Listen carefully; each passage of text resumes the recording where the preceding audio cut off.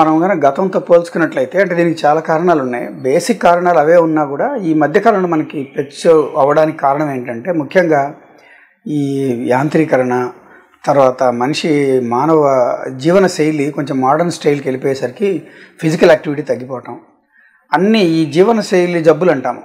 Hyper tension అనండి, రక్తపోటు, అలాగే డయాబెటీస్ అనండి, తర్వాత స్మోకింగ్ అనండి, ఇవన్నీ కూడా ఆటోమేటిక్గా మనిషి జీవన శైలిలో మార్పులతో సంపాదన పెరిగే కొద్దీ సుఖాలు పెరుగుతున్నాయి అన్నట్లు, సుఖాలు పెరిగే కొద్దీ అలవాట్లు కూడా పెరుగుతున్నాయి.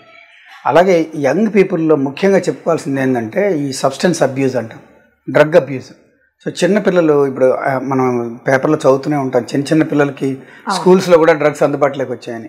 ఈ కెన్నాబిస్ కానివ్వండి, కొకైన్ కానివ్వండి, అవన్నీ ఏంటంటే సడన్గా గుండెకు వెళ్ళే రక్తనాళాలు సంకోచించి హార్ట్ అటాక్లు బారిన పడి సడన్ కొలాప్స్ అయ్యి డెత్లు జరుగుతాయి. సో అవేంటంటే ఇవి మనకు తెలియకుండానే ఒక చాప కింద నీరులా స్ప్రెడ్ అయిపోతూ ఉన్నాయి. ఇవన్నీ యూత్ అంతా దానికి అలవాటు పడిపోయి యంగ్ ఏజ్లోనే అందరూ హార్ట్ అటాక్స్ బారిన పడడం జరుగుతుంది. సో ఇవన్నీ కూడా ప్రధాన కారణాలుగా చెప్పుకోవచ్చు.